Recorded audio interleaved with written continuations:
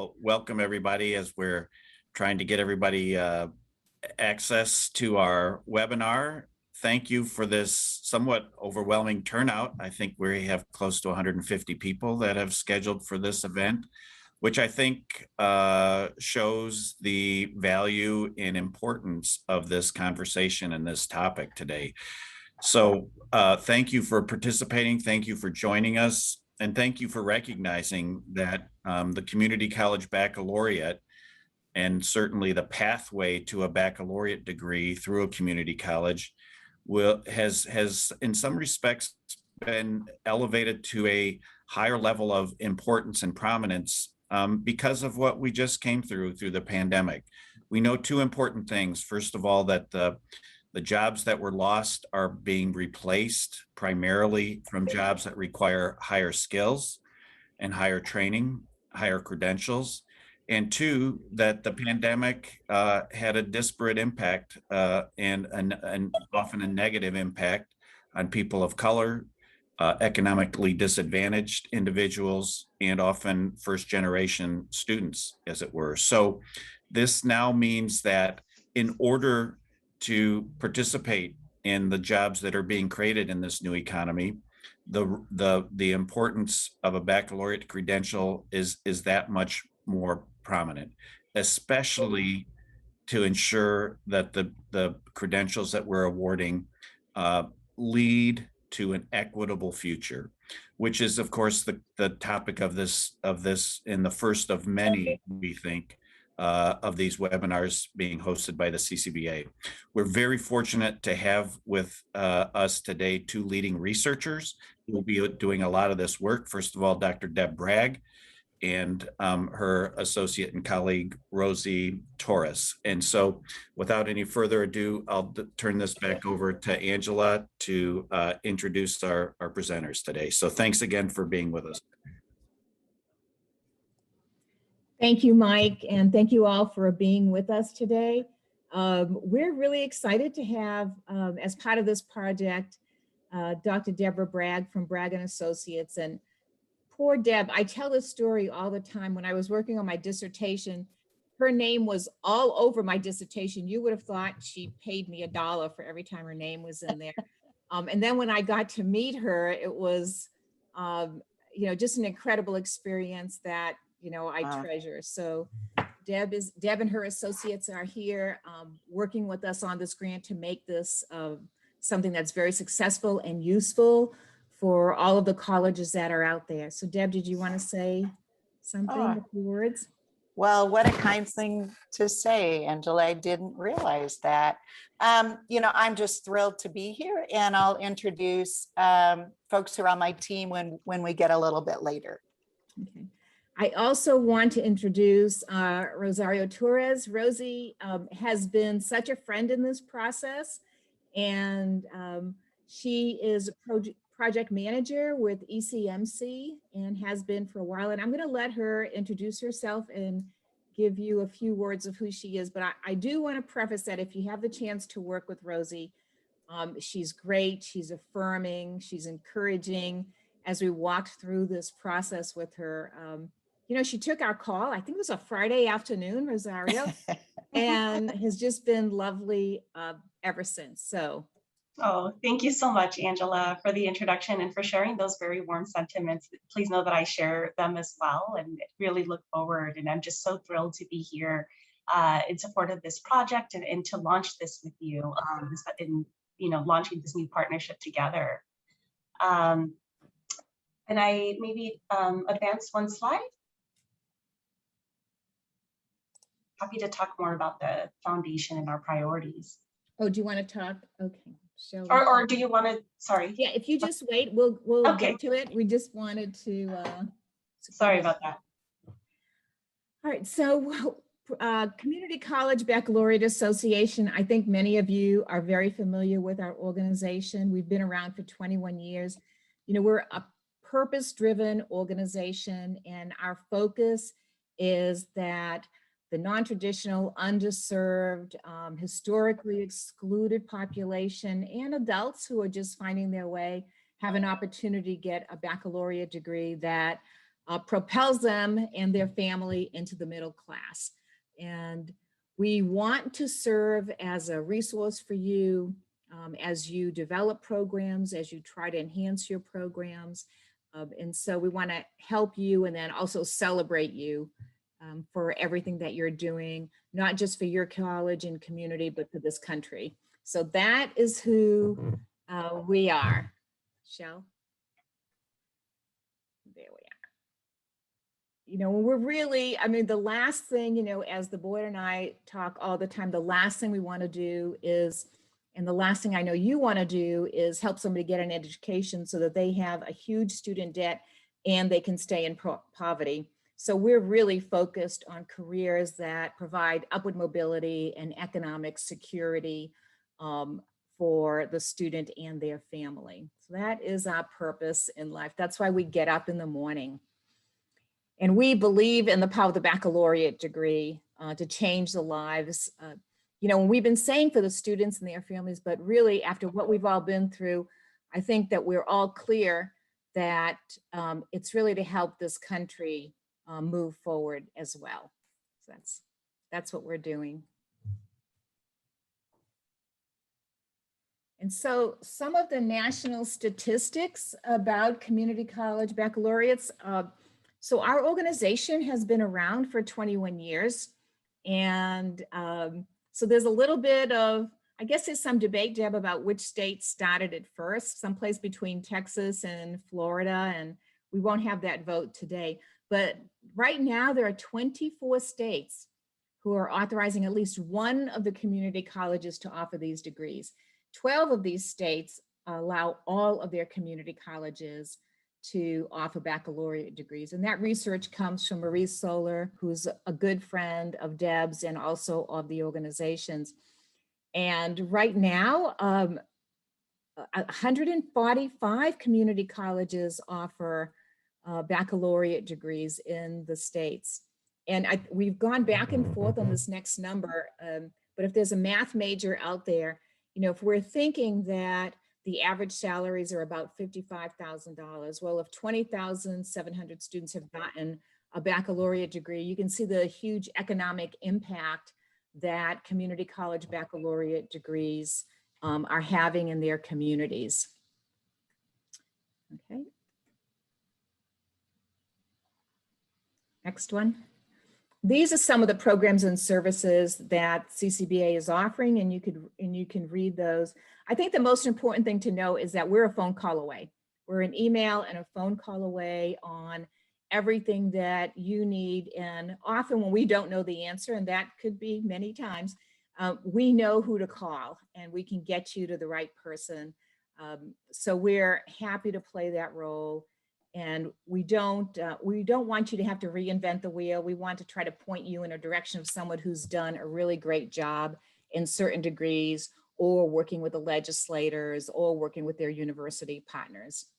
So those are some of the services, and we're adding services all the time to what we're offering our institutional members. So Rosie, do you want to take it from here and talk about ECMC? Sure thing. Thank you, Angela. So hello again. I'm Rosario. The team here calls me Rosie, program officer with ECMC Foundation's Career Readiness team. And for those of you that do not know the ECMC Foundation, I wanted to just give a brief overview before I share more about why we invested in this project, which is really exciting. We are a national post-secondary education foundation that's dedicated to supporting post-secondary education pathways for students from underserved backgrounds, which includes BIPOC, first generation, and low-income students. Next slide, please. And so as part of our mission is to really inspire and to facilitate improvements that affect educational outcomes, especially among underserved populations through evidence-based innovation. And our vision is that all learners will unlock their fullest potential. Next slide, please. And so as a strategic grant maker, we make investments in 3 general areas. The largest being the College Success, which aims to increase the number of enrolled students from underserved backgrounds to bachelor's degree. bachelor's degrees, and their current priorities include addressing basic needs, improving credit mobility and transfer, enhancing student supports, and reforming approaches that drive completion rates. The Career Readiness team, which is the team that I support, aims to improve post-secondary career and technical, or CTE, outcomes for students from underserved backgrounds. And as part of this work, we have special initiatives that are dedicated to improve post-secondary success of single mother students and formerly incarcerated individuals. And then last but not least, our third focus area is our Education Innovation Ventures team, which makes below market rate investments into nonprofit and for-profit ventures that generate both social impact and financial returns. And so I could spend more time, but I would love to take this opportunity to invite you to learn more through our website. And as Angela shared, I too am happy to take a phone call, and I'll make sure to drop both my email and the link to our website after my remarks. Next slide, please. And so we, again, I'm just so thrilled to be here in support of CCBA's project in promoting affordable and high quality value baccalaureate degrees on community colleges as a means of closing racial and economic gaps. We know that higher education is experiencing a truly unprecedented time with growing student loan debt, plummeting college enrollment, and an existing leaky transfer pipeline with widening equity gaps. And so these current times really beg for opportunities to reimagine career pathways that may result in large systemic equitable reforms. And community colleges serve as very critical entry points into higher education for students from low-income backgrounds. And investments made to community colleges, especially during this time, can ensure that they will fulfill up to their mission to serve as important engines of upward social mobility. And so this project is important because it can really assist, CCB programs can assist in filling the gaps of the local labor force and preparing individuals for jobs in specific job industries, especially those that are really fast growing, such as healthcare, information technology. These are programs where universities typically do not offer training, or they do not produce enough graduates to fill local employers and local industry demands. So this project will lift very important lessons from the successes of those longstanding programs that Angela referred to, especially those offered for many years, like those in Florida. Dr. Kersenbrock and Dr. Bragg and the team here will bring very deep expertise across a range of topics, including post-secondary CTE, career pathways, and community college baccalaureate programs. So with their combined experience, the team will be really well positioned to build awareness of these programs, as well as provide guidance to state leaders and college administrators who are implementing these new programs on their own campuses, especially during this time of fast growth. And so on behalf of ECMC Foundation, we're truly so honored to support this work, as we know it will share very important and practical lessons for CTE and the field of higher education. So thank you. Back to you, Angela. Thank you, Rosie. We appreciate your being here and the nice words, and we're all excited as an organization. So Deb, you and your team are here, and Yeah, I'm delighted to be working with you. Oh, you too. Thank you so much, Rosie and ECMC, for your support. And I'm just so pleased and proud to be working with you and CCBA and Angela and her team. If we could go back, yeah, I just want to introduce Bragg Associates, the consulting firm that I incorporated began in 2012. So we have been around for quite a while. And I just want to introduce the research team. All of us have other jobs, so we'll be working on this project over the next year, with part of our time, but full-time commitment, I can assure you. I'm really pleased. Tim Harmon and Stephanie O'Leary work with me at the University of Illinois. So we've been able to come back together, and they're very excited, as is Elizabeth Meza, who's at the University of Wisconsin. I'm sorry, she did get her degree at University of Wisconsin, but she's at the University of Washington now, and I work with her there. And a couple of folks who I want to introduce to you guys, I'm so excited about this opportunity, is Tammy Napiantek and Ellen Wasserman are doctoral students at New Jersey City University. And they are part of a doctoral program there that requires an experiential learning course. And that program is led by Christine Harrington and John Melendez. I'm pleased to be a board member there. And Tammy and Ellen will be joining us this next year to support this project. And I just think it's so cool that we are emphasizing the importance of experiential learning and applied learning at all levels of the educational system in doing this work. It's super exciting. And I just wanted to mention that my venture into the Community College Baccalaureate actually started back in 2007 when I partnered with a dear friend who unfortunately we've lost, Barbara Townsend, and I began work with the Lumina Foundation supporting us. So it's been a long time, and I'm pleased also to be a member of the board of CCBA. So if we can go to the next slide. I won't say too much more about this. Angela did a great job of giving you some stats. But let me just say this last year has been very active in terms of state legislation. And you can see the stars and the suns on the map. They show you states where we've seen successful legislation to expand community college baccalaureates in Washington, Texas, Ohio. We've seen brand new legislation authorizing degrees in Arizona, and there's a current bill being introduced in New Hampshire right now. And of course, our good friends in California are working very hard to lift the pilot so that all the colleges in California would have the opportunity to propose community college baccalaureates. So lots of activity. I could go on, but I'm going to leave it for questions. If you see your state there and you wonder why there's a star or there isn't a star or a color, we'd be happy to talk about that. Deb, we're monitoring the chat. So if folks Okay. do have questions, and then we'll also take questions Okay. at the end. And Deb, Super. did you want to say that California should be voting today, I think? Yes, that's a really great point. So we'll know very soon how the Senate is addressing this important issue. So watch for Angela's email and newsletters and Twitter. Twitter. That yeah. was a big. Yes.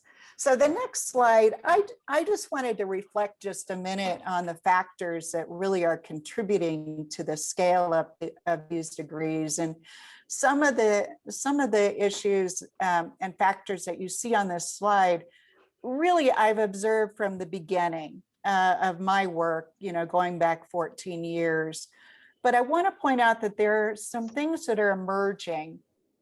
And I think, Mike, you touched on these, and I think the pandemic has really focused us on issues around education for our most at-risk, vulnerable populations. And so the focus on equity is very important in this work, and it will be very important in our research. A part of that has to do with affordability.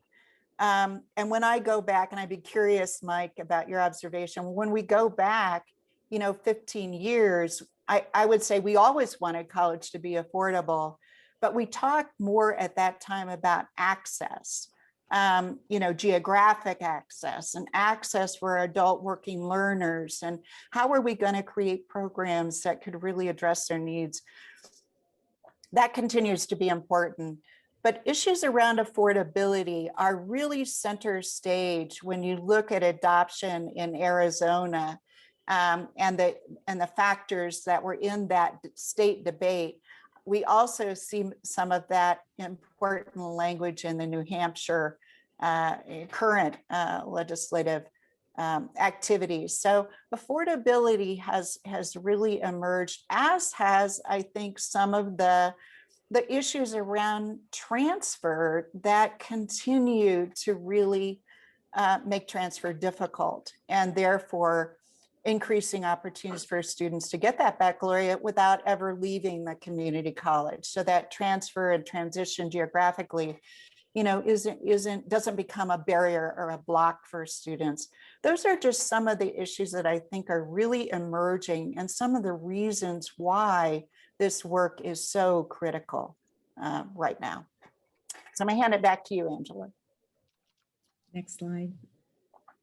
So we're delighted with this project, and Deb's talked about scaling up baccalaureate pathways, and this project really is in response to many of the questions that we've been getting over the past few years, and also as a practitioner at Seminole State College, where I was working and developing baccalaureate degrees, the things that our team always wanted to know. And so this project really is hopefully some of the things that you all need to carry forward. So let's go over what the goals are, Shel. So first is to conduct the first national inventory to document all the public community college baccalaureate degree programs in the US. And let's think about how important that will be. So if you're at a college and you're thinking about starting a degree in business and information management or cybersecurity, how great would it be to be able to get on our website as a member and go to that degree and find all the schools in the country that offer cybersecurity? How great would it be to be able to identify, to take a look at some of the things we've been doing to identify some of the promising practices that have really moved those programs up to really great level. So we want to identify and share promising practices with you. And when we say we really mean the collective we of all of us as an organization. I know that probably, I think it was my second CCBA meeting, we were in the middle of developing a respiratory therapy bachelor's of health science, respiratory therapy bachelor's degree. And someone there, and I think it was Malcolm Grothy from Seattle, who was talking about specializations. And we came back, and instead of doing a degree just in respiratory therapy, we did a degree in health sciences with 6 specializations. Well, what that did for the college and for the students was enormous. Instead of having 36 students enrolled, we had more than almost 600 students enrolled, or 600 enrollments. So it's just little things that if you knew the answer, or you knew the best practice or the most promising practice, could make a huge difference in your community. And then, of course, to disseminate this information that we find far and wide, because what we want are people to be able to get high quality and high value degrees that promote family sustaining wages and take some of the angst away from you as you're starting new programs. So that's what this program is, what this project is all about. And it's on a pretty fast timeline. I think we've got the timeline here. So the next slide, Shel. We've got a timeline for you, and we'll show you how quickly we're going to be doing this. So you see Deb and I now, and Rosario now, we look young, right? At the end of this project, we might look a little bit older for that. So this proposal, and I think it was Deb who really did this quote, that if America is going to address growing economic inequalities that really came to bear during COVID, we've got to fix the system. And we are fond of saying, this is not an us, they with the universities. This is a we, there is a place for all of us, and we've just all got to work together so that we can have everyone be able to achieve and participate in the American dream. So next. So I'm going to share with you just information a little bit deeper about the first and second objectives, which are really critical parts of the project. As Angela said, this will be the first that we know of. It is the first inventory of community college baccalaureate programs in the country. And as you can see, those programs are scaling up. So we have a pretty big job. I want to give credit to my colleagues at New America, who for the past 4 years have been involved in documenting state policy, have helped identify the institutions across the country, and are really providing the support that we need for CCBA to continue to build on that foundation. So I want to thank Mary Alice McCarthy, Iris Palmer, Ivy Love, and Yoon Shu, who are all involved in helping be documentarians of this great national scale up.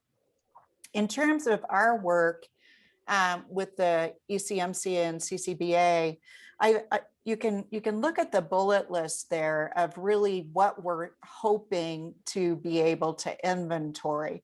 Of course, we don't know exactly what data we'll be able to gather on programs and until we get a little farther into this.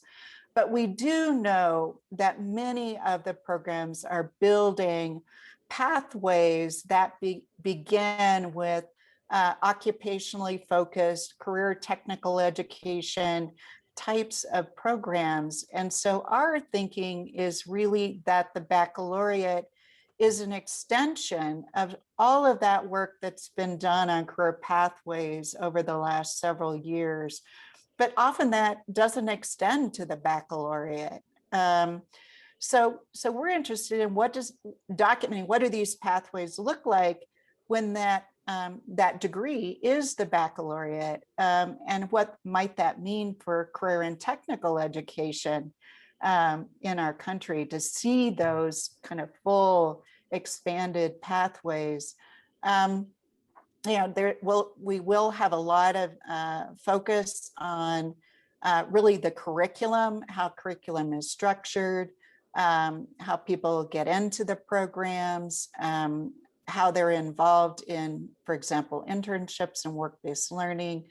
And of course, we're interested in that affordability question. What does the tuition and fees look like for these programs? And then what can we learn about employment, career advancement, as well as graduate education?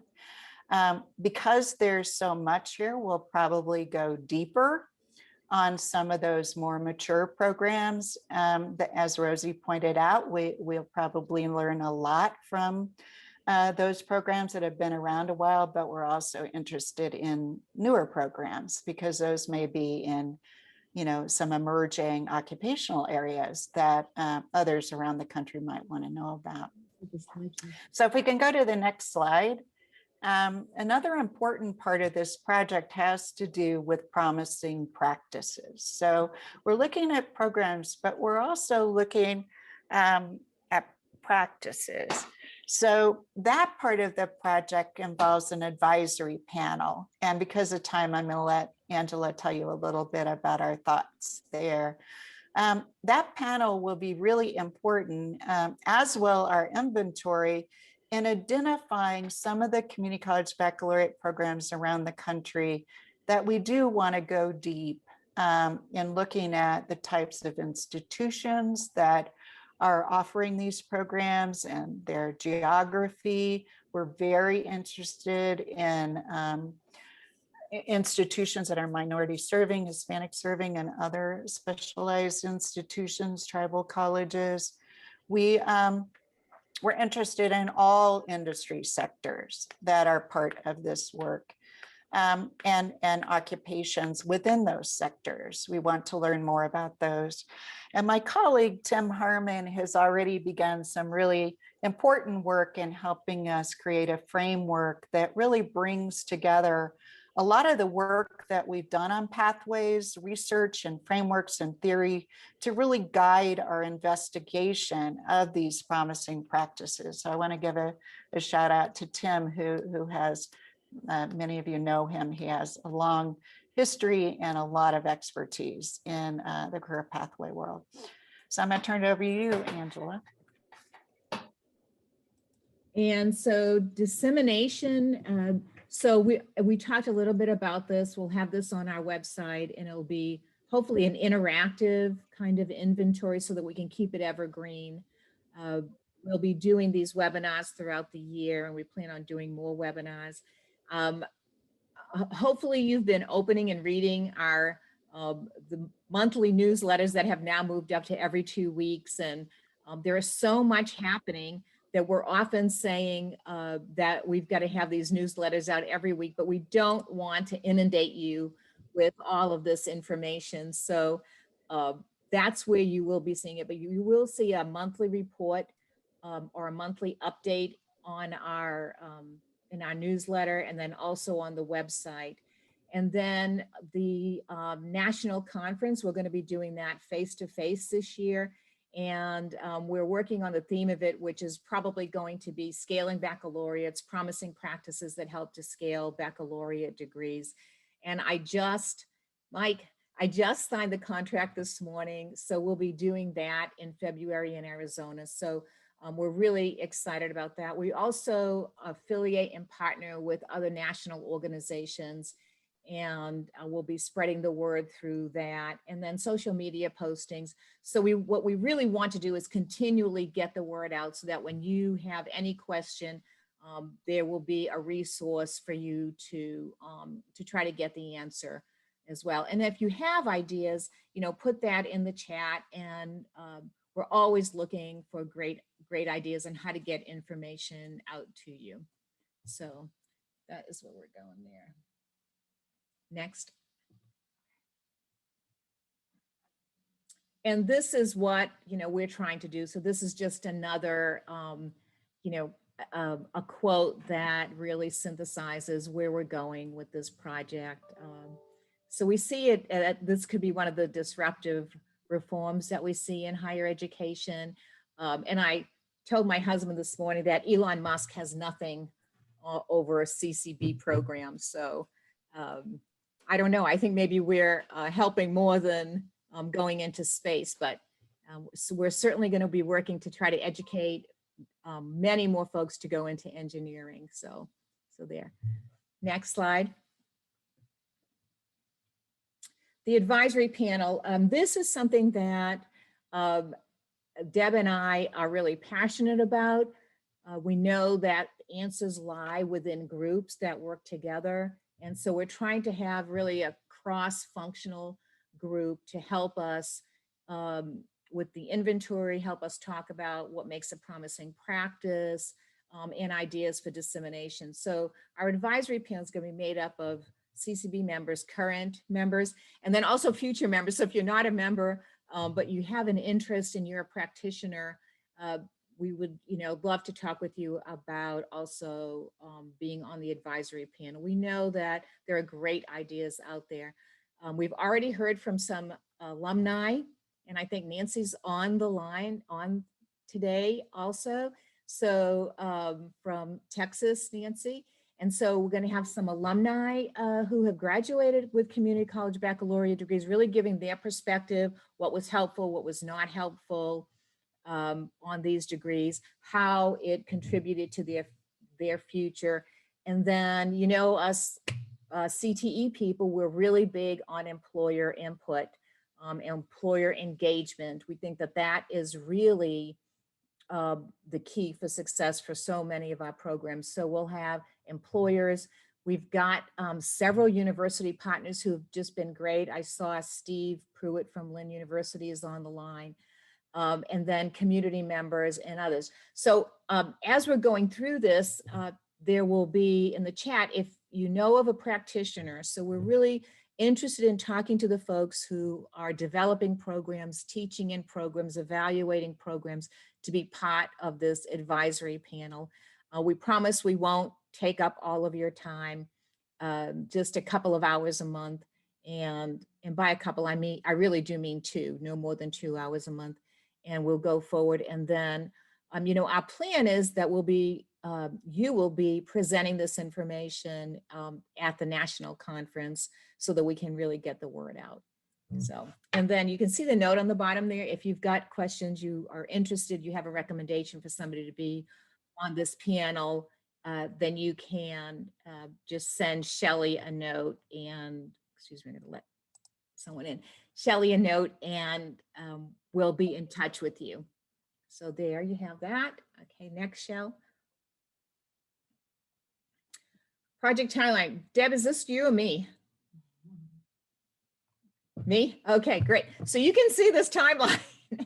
So we're really focused on this timeline, and we've got, project management software, and we're every day looking at it to see where we are and what we can do. So far we've hit everything, and I anticipate that we will in CCBA fashion make every deadline and exceed most of our expectations, if not all of the expectations. So we're starting, Deb and her team are starting on the program inventory. We're pulling together the advisory panel. And then October, November, we'll be hosting webinars, working with the panel, inventorying results, inventorying the colleges. And then the research continues. And we hope really to be posting all of the information on our website as we go along, so that you can keep up with us and to disseminate this far and wide for all of our college partners and even those who aren't partners with us to see this. And hopefully states that do not have community college baccalaureates now, but are interested in this, can find the data that they need to work with their legislators and their universities so they can facilitate passage of legislation. So I think that's it. Deb, is there anything that you want to add to this? No, great job. All right. So now is some time for any questions that you might have. Deb, I'm so surprised how quickly we got through this. So I think that's that Northeastern accent. I'm just going a mile a minute. But if you've got, I love having some time for questions. So. Yeah, I think so too. So if you've folks got can questions, put that in the chat. Yeah. I Okay. guess I could So- start. I've had a couple questions directed to me that actually didn't go to everyone. So let me just get the conversation started with AJ Jana, who was asking, where does this data come from? That's a great question.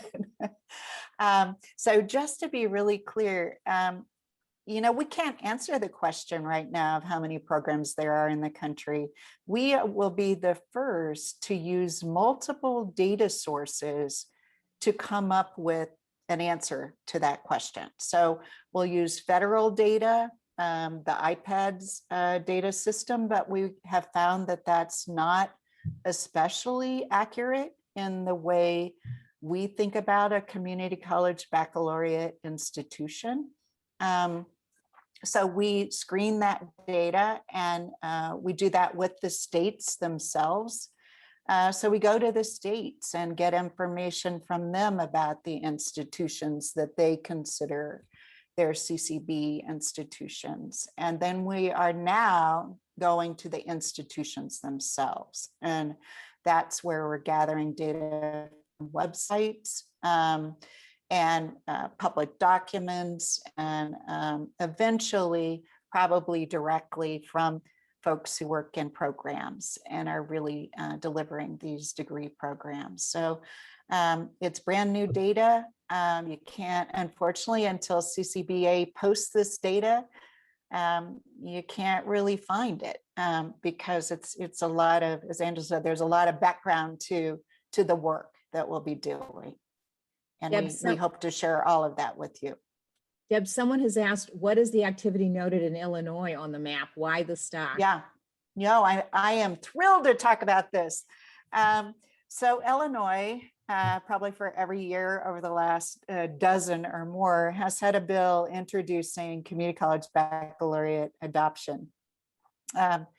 This year was no exception. Illinois had a valiant effort from our early childhood education folks, and a champion in the state Senate who did a remarkable job. Out of that effort did not come passing legislation, but it did create a consortium that will look at higher education, baccalaureate access options and opportunities in the state of Illinois. And that, I think, is an effort that can help move this conversation forward. So while the bill did not pass, there was action this time directed at, moving the dial. Let's move forward with this conversation. Arkansas also had activity this year that resulted in the creation of a study that will look at the potential for community college baccalaureate. In that state, adoption is not so much the question as authorizing more colleges to do that work. Deb, as we were putting together this presentation, because more and more states kept popping up. So Texas, someone was asking about the Black Star on Texas. That kind of sounds like a country western song. But Texas, Deb, you make sure that I'm correct on this. Texas was authorized to offer, the community college was authorized to offer no more than 3 baccalaureate degrees each. And now that has moved up to 5 with the caveat of a certain amount of money in their bond money, I think it is. So do you have better information on that? Well, that just happened, as you know, and so we're still studying really, what that means. But yes, it is an expansion of these degree programs potentially. So that's exciting. And then Ohio happened just the other day. So Deb and I were involved with them a little bit. And so now they'll be able to offer the BSN degree. So we're really excited for Jack Hershey and his team and all the Ohio presidents. We all, the saying, it takes a village. Hillary Clinton was right on that. It does take a village in these endeavors. So that's what's there. Let's see. So and since we're mentioning legislation, I want to give a shout out to my colleagues in Washington who passed the Bachelor of Science in Computer Science that all colleges are eligible to apply for. Of course, the state has to approve those programs, but that is a major move forward in scaling up community college baccalaureates. Now, 31 of the 34 colleges now are approved to confer or are conferring degrees. So it's another one of our major states. And one of the things that we often hear about, and when I was at Seminole State, we often talked about was the approval to offer a bachelor's of applied science. And so Ohio now, it doesn't have to be in applied science. It's just a bachelor's in nursing. I think the same thing for Washington State. Well, it still has to be the BAS. The BSN and the computer science in BS are in a way the exception. Both of the states still primarily have the BAS degree. But I think you might be wanting to respond to Linnea Hogan's question about whether, there are BS degrees or absolutely are BS degrees across the country. And this inventory is also documenting the degree type that we haven't always known. Many are applied science, but many are Bachelor of Science as well. And there are also Bachelor of Arts programs, particularly in single institutions where there are large numbers of these programs like Vincennes in Indiana. And Holly, our friend, Holly Zanville is asking, will we know how many BAC students have associate degrees first? So great question, Holly. In our project, and Rosie can confirm, we really are very focused on embedded credentials. So we want to see what those credentials are that maybe are required by the baccalaureate program or recommended by the baccalaureate program, and then learn, what those credentials are that lead to that baccalaureate degree. And that's something new that we haven't focused on before. Okay. And Becky Bird is asking, is this for college programs that need assistance beginning a BS degree at that school? And that's a yes, Becky. Yes, absolutely.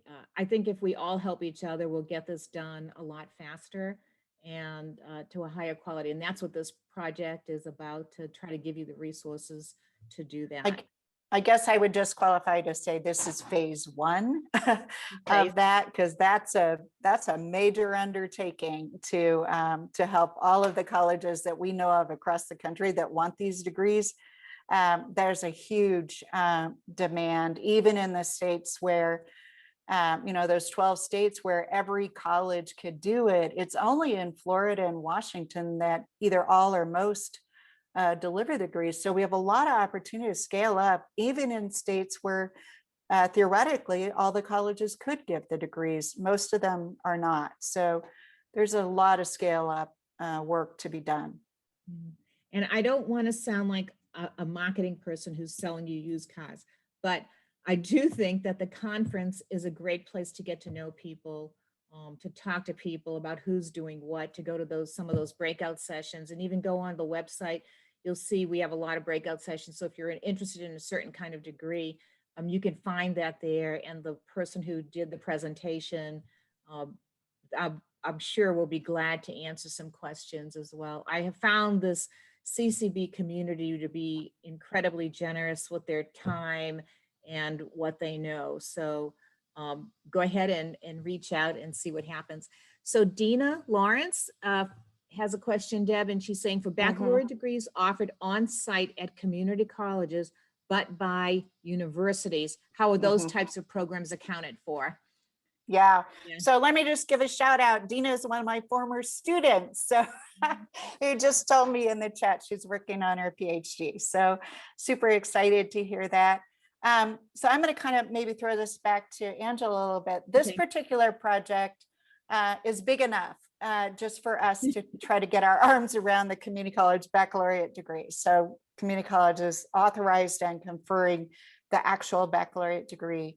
CCBA is an organization that is very interested in baccalaureates on community college campuses that are actually, conferred by university partners. So those university centers are of great interest because CCBA is really about advancing the baccalaureate for community college students. And I'm going to turn over to Angela or Mike too, who have been champions for alternative options to help students get that baccalaureate. Mike, you're on mute. Yeah, well, thanks. And you're exactly right, Deborah. I think the community college conferring the baccalaureate gets a lot of the attention. It's the politically charged part of our mission. But, we have historically been promoting pathways to the baccalaureate through the community college, whether or not that's by increasing transfer options, whether or not that's these university center concepts, which many states now have, or partnering with universities. And of course, the community college baccalaureate, authorizing is also a big part of that. But it's promoting all of these pathways because we just know that the baccalaureate degree is an important credential for people. And if the community college can play a role in facilitating that, that's what we should be doing. Okay.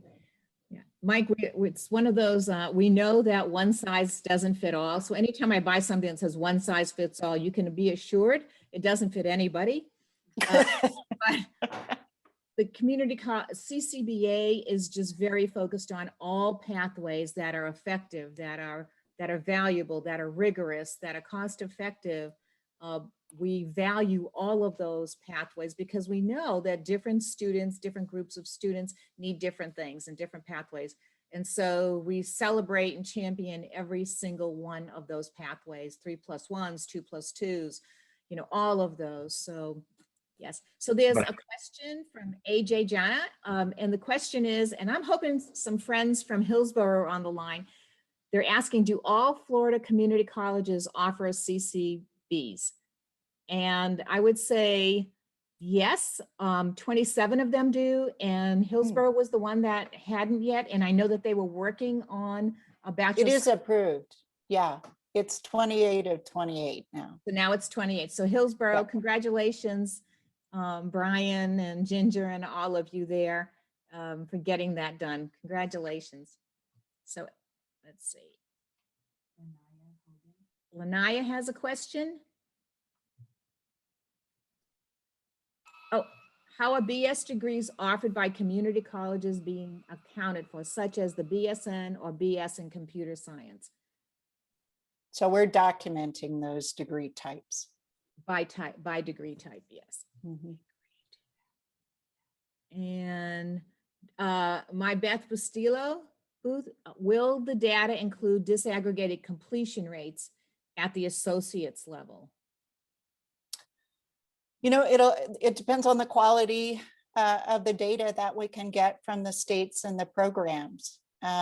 You know, the project isn't of the scope that we can gather original disaggregated data from 145 institutions. That's just huge. So we are committed to getting disaggregated data to the extent we can for both, associates and those baccalaureate programs.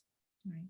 And we're going to continue, adding to this data every semester as new programs are added. So that's one of the things that we're working on, how do we keep this evergreen? How do we keep the data updated? So. Yeah, just one comment about the data. I'm having a conversation with New America colleagues, and we would like to focus on the quality of the data that are available and the need for the data to really document all of these kinds of programs. So I do think that will be an important outcome of this project, and the New America work is really to put a spotlight on the need for good data about these programs. Yeah. Okay, so I think that's about all we have time for. Here are the speaker emails, so if you want to get in touch with anyone, you can do that here. And so please do reach out, feel free to do that, and we'll try to get an answer for you. Or if you've got somebody that you think would be great for this advisory panel, that would be also very valuable for us. Thank you. Okay, and then the final slide. So I told everyone, Mike, that today we signed the contract. So we're looking forward to this conference and what we're really trying to do is make this very interactive. And we hope to see you there. It's February, it's warm, it's in Tucson, and it'll be lovely, and we're excited about it. But if you have questions, if you've got ideas on how to really make the conference as interactive as possible, please let us know. We're always very open to that. And Deb and Rosario and Mike, and I want to thank you all for your time today and attention and great questions. We're going to keep moving and, keep an eye on our website, and we'll keep putting out information as we get it. And we'll also be contacting some of you for advisory panel membership, and we'll start working on that. So Deb, any parting words? No, just thank you, everybody. I'm so appreciative of all the folks who stayed online. That was just really wonderful. Okay, and don't forget there's a poll that's coming. So if you could fill that poll out, that would be great. And we would appreciate it. Rosie, do you have anything that you would like to leave our guest with? No, just want to thank you for participating and I agree. I thought those were all excellent questions. Look forward to learning more. They're a great group. Mike, is there anything from you? Nope. Great job, everybody.